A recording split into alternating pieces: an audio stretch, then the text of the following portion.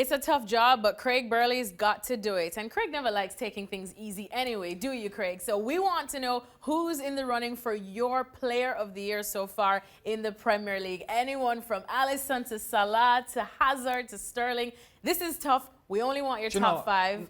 Normally, wait. Normally with something like this, when the boys send it out to me, I give it a glance, come in here, bish, bash, bosh, and do it.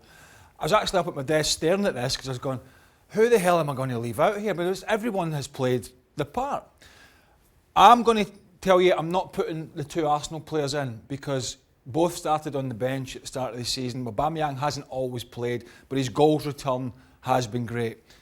I do like them, and they were a big part of that huge run. But I'm going to leave them, those two out for the time being. I'm going to go Eden Hazard. Did I touch that? There, I've touched him for you. I'm going to go Eden Hazard at number 5 because I think he's had an excellent start to the season for Chelsea. He's driven Chelsea forward. When he doesn't play, it's a big problem for Chelsea. His goal scoring isn't as good as some of the other ones on the list from similar positions, but I'm going to put him in there. And then I'm going to go for Mo Salah at number 4. I'll tell you why. Because I don't always think I think his form's got better recently, but I think, you know, in terms of a little bit earlier in the season, he was missing a lot of chances. The ball was bouncing off him.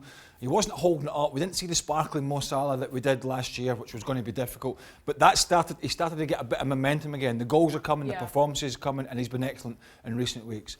I'm going to go with Raheem Sterling at number 3. I think 13 goals in all competitions for Raheem. Again, adding to the fact that his final third and his end product year on year is still improving.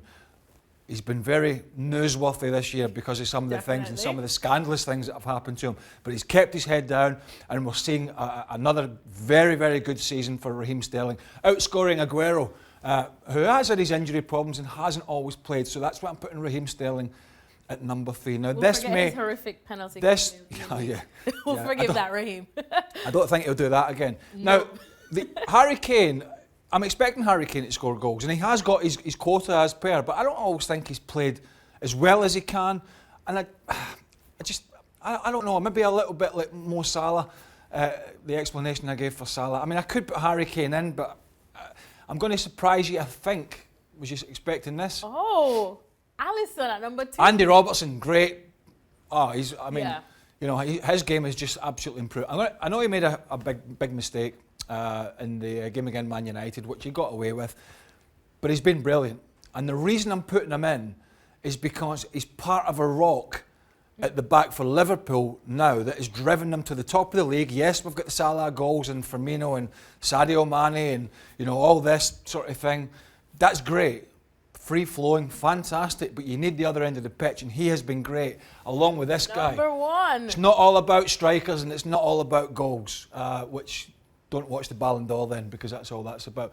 What I would say, and I go back to that, most of these other guys take the plaudits and the headlines in the national newspapers in the UK, but however, Alisson and Virgil van Dijk signed for Celtic for a very small fee, I think a couple of million, then goes to Southampton, gets better and better, and then goes to Liverpool for 75 million or whatever it is, and we're thinking, wow, that's a lot of money. Yeah. Let me tell you, he has been a Rolls Royce at the back, not just for Liverpool, but for Holland, and he is one of the main reasons why Liverpool are where they are at the moment in the Premier League, and also in the knockout stages, in my opinion, of the Champions League. And Craig would know because he has a couple Rolls Royces in his garage as well. I do not. All right, thanks so much, Craig Burley. Steve Nicol would be so proud at your top 2, and so would Shaka Hislop. So Virgil van Dijk is Craig's Premier League Player of the Year.